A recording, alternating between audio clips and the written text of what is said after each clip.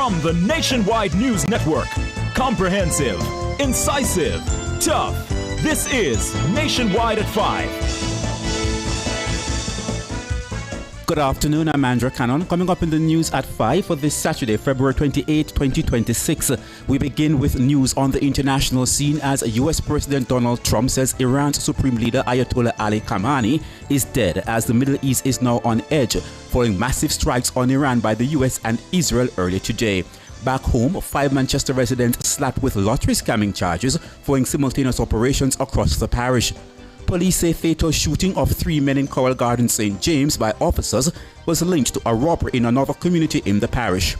Foreign Affairs and Foreign Trade Minister Kamina Johnson-Smith is urging Jamaicans in the Middle East to exercise extreme caution following U.S.-Israeli strikes on Iran.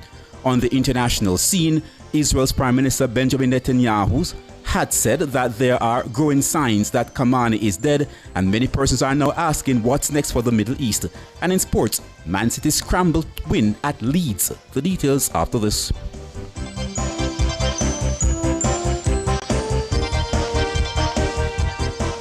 If it's news, it's got to be Nationwide 90 FM.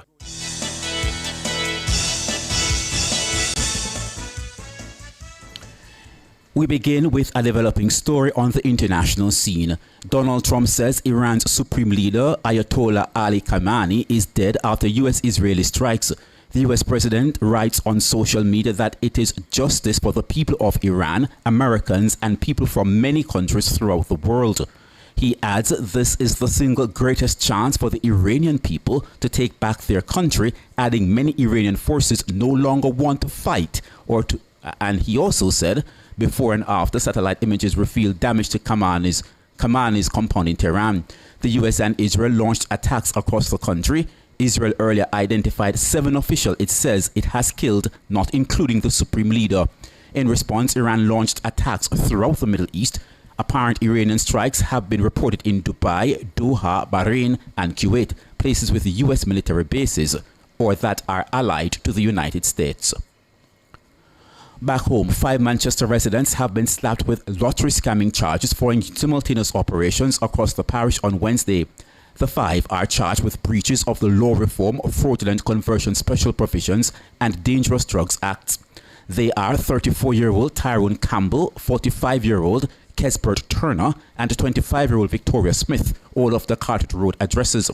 Also charged are 33-year-old Ashoni Shaw from Redberry District in Porus and 21-year-old Amelia Brown of Knockpatrick. Detectives assigned to the Anti-Lottery Scam Unit of the Fraud Squad and Financial Crimes Investigation Division say between 5 a.m. and 7 p.m. simultaneous operations were conducted across the parish. During the operations, 7 people were taken into custody, 5 of whom have since been charged.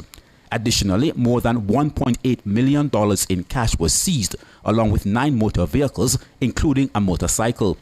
The investigation remains active and more information will be provided when available.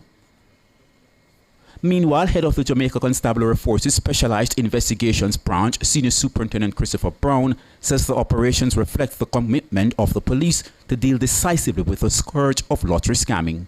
We commend the team regarding their efforts in this specific operation in Manchester.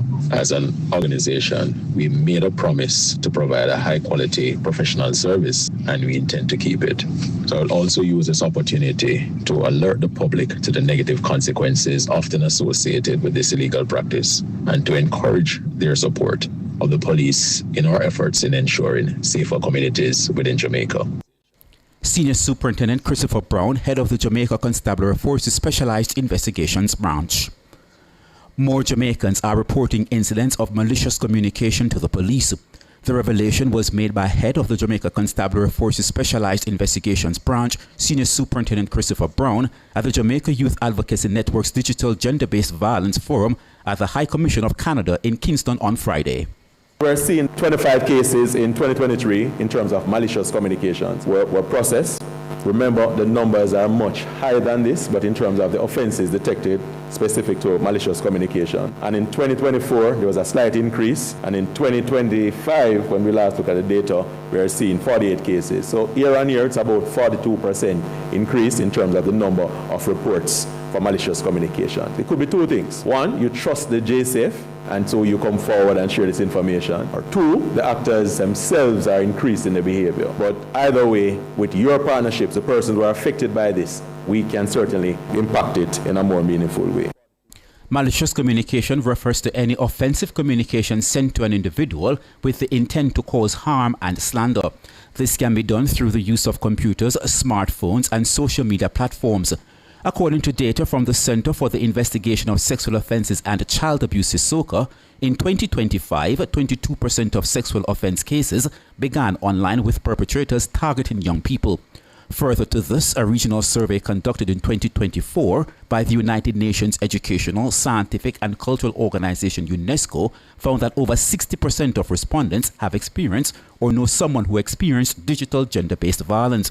During his presentation, SSP Brown also highlighted that one form of malicious communication trending upwards is non-consensual sharing of images. We're seeing 2025 threats trended down to 33%, and the non-consensual sharing of images trended up from 17% in 2024 to 45% in 2025. So we're seeing where that is moving away from the just saying I'm going to do this and actually doing it. And of course, as it relates to cyber extortion or sextortion in some instances, or the fake accounts, those are steady, 13 and 10% respectively. SSP Christopher Brown, head of the Jamaica Constabulary Forces Specialized Investigations Branch. Meanwhile, Senior Development Specialist Tayetu Heron says technology has resulted in a significant increase in perpetrators and victims of digital gender-based violence. Intimate partner violence becomes digital surveillance, emotional coercion becomes password monitoring, public shaming becomes viral humiliation, and image-based abuse becomes permanent reputational damage.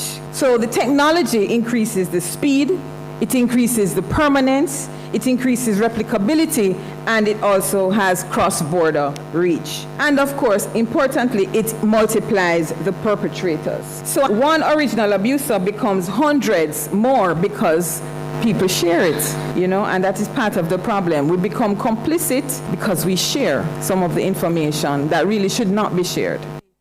She notes that while legislation exists to help curtail this kind of violence, implementing cyber laws is a challenge. While the 2026 amendments represent meaningful progress, however, the digital readiness is not only about updating our cyber laws, it is also about strengthening the entire ecosystem of gender-based violence. So if online justice delivery is slow, digital harm is going to outpace it. So I think there's that increasing collaboration that is going to have to take place. The question is not whether or not we have cyber legislation. Listen, Jamaica is so rigorous and good when it comes to policy development, policy making, legislation, regulatory processes. We are good at it. We have best practices in this area. It's the implementation. We have deficits. That's Tayetu Heron, Senior Development Specialist, and we apologize for the nature of that audio. She was also speaking at Jamaica Youth Advocacy Network's Digital Gender-Based Violence Forum at the High Commission of Canada in Kingston on Friday. Commanding Officer for St. James, SSP Aaron Samuel, says the fatal shooting of 3 men in Coral Gardens was linked to a robbery in another community in the parish. He provided the update in a social media post on Friday. We received reports of a robbery that took place in the Ironshore area, where 2 persons were robbed of their belongings by men traveling in a Voxy motor vehicle armed with handguns. Subsequent to that, we tracked the cell phone belonging to one of the victims to a location in the Coral Gardens area. We secured a warrant, and members of the area and divisional operational teams conducted an operation there. Upon entering the complex, they were greeted with gunfire by members of the gang. At the end of everything, 3 men were found suffering from gunshot wounds, and they were rushed to the hospital. The 3 deceased men have not yet been identified. The Independent Commission of Investigations, INDECOM, is probing the killings. In a statement on Friday, INDECOM says police reports indicate that the 3 men were shot and killed in 2 separate incidents during an operation in Coral Gardens. Indicom says 2 of the men were reportedly shot after they attempted to disarm members of the police team. The other man was killed after he allegedly pointed a gun at the police. SSP Samuel says 2 firearms and other paraphernalia were recovered from the scene. 2 pistols were seized at the location, along with police vests and other paraphernalia relating to security services. The vehicle was found as well, that Voxy motor bus, with different items within that vehicle. We believe that other persons may have been involved, and we are continuing our operation to find the other persons who may be involved in this particular gang. SSP Aaron Samuels, commanding officer for the St. James Division. Nationwide News understands the Westmoreland pump attendant who has been charged with aggravated assault earlier this week after allegedly setting 41-year-old Dacia Forrester on fire in the parish recently intends to plead self-defense. Charged is 30-year-old Colette Swaby of Old Road, Whithorn in the parish. She has since been offered bail. Ruben Williams reports. Speculation has been rife on social media that the altercation between Colette Swaby and Dacia Forrester stemmed from a love triangle. But Forrester's sister has said that's not so.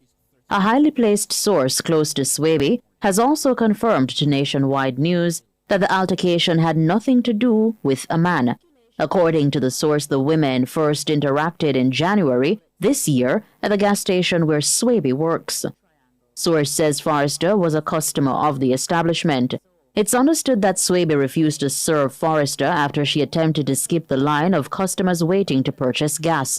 The source claims that Forrester complained about Swaby to the attendant supervisor, demanding her dismissal. A review of the gas station CCTV footage reportedly backed up Swaby's account of the incident. Her supervisor subsequently rejected Forrester's requests for her to be fired. This reportedly further angered Forrester. Nationwide understands that Forrester repeatedly visited the gas station to hurl insults at Swaby. According to the source, Forrester wanted Swaby fired from her job. The source says the dispute between the ladies culminated on Thursday, February 19. Reports are that Forrester again visited the establishment to verbally assault Swaby. It's further alleged that at some point Forrester left the gas station but later returned with her sister. She was also reportedly armed with a knife. The siblings then proceeded to beat Swaby all over her body. Nationwide news sources say the woman tried to back away from their assault but was unable to. It's understood that at some point during the tussle, Swaby doused Forrester with a flammable substance. It's not clear at what point Forrester was set ablaze. Forrester was assisted by bystanders who extinguished the flames and transported her to hospital. She's still undergoing treatment. Swaby was subsequently arrested and taken into custody. Nationwide News understands Swaby suffered injuries to her face and eyes during the incident. It's understood she has difficulty seeing. Forrester's knife was reportedly confiscated by the police. Robeanne Williams for Nationwide News. Political commentator Dr. Nadine Spence says the People's National Party PNP should pull Central Westmoreland Member of Parliament Dwayne Vaz from frontline duties. Vaz was slapped with assault charges following an altercation in Newmarket Oval in Westmoreland on Sunday. The party has to think about what it is saying to the public, about what its values are, what it's sincere about. And in this case, I think by having Mr. Vaz in the public engaging as he's engaging now, they are essentially, I think, making it known that they're not sincere on certain matters, that their past positions on certain issues are not to be taken seriously. It was just a political convenience. I think if they're serious, though, there is one action that they have to take. They have to withdraw him from the public and fix him out. Reports are that the PNP lawmaker and his driver assaulted a man during a football match last Sunday. Both Vaz and his driver were charged with assault occasioning actual bodily harm. The incident marks the second time in recent weeks that Vaz has come under public scrutiny. Just last month, PNP councillor Julian Chang accused him of sexually harassing her. The PNP is investigating those claims. MP Vaz has denied the allegations in both matters. Still, Dr. Spence is recommending that the PNP seeks help to navigate public life. He seems to be de-escalating really fast. There's something happening with him because he's certainly not handling his public image well. The PNP needs to get some help for him. Get him counseling, get him help, help him to more successfully navigate the realities that he has to be a leader.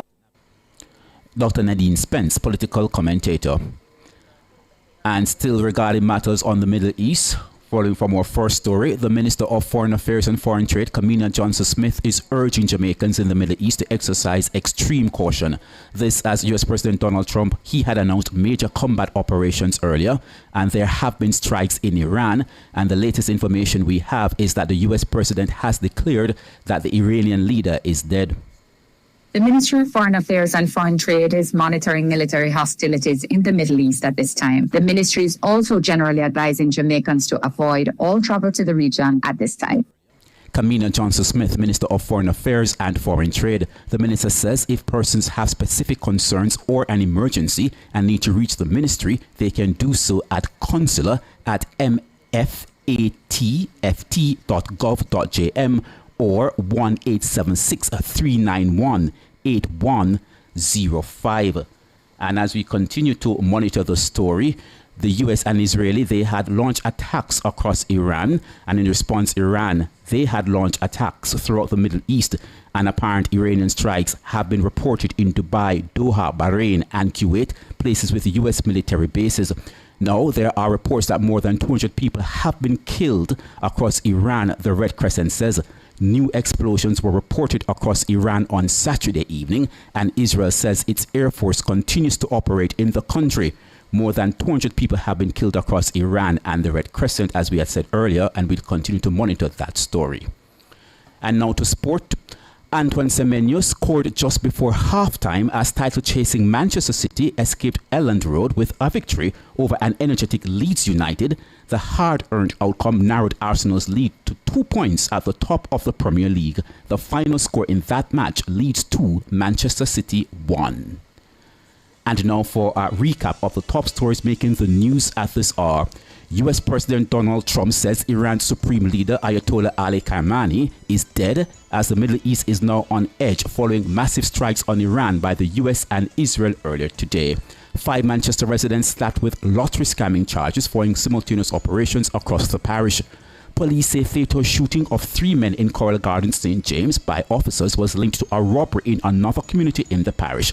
And Foreign Affairs and Foreign Trade Minister Kamina Johnson-Smith is urging Jamaicans in the Middle East to exercise extreme caution following US-Israeli strikes on Iran. You can find the news on our website at rivernews.ai and on the River News app available on Google Play and the App Store. Use us next at 5 tomorrow afternoon. Good afternoon.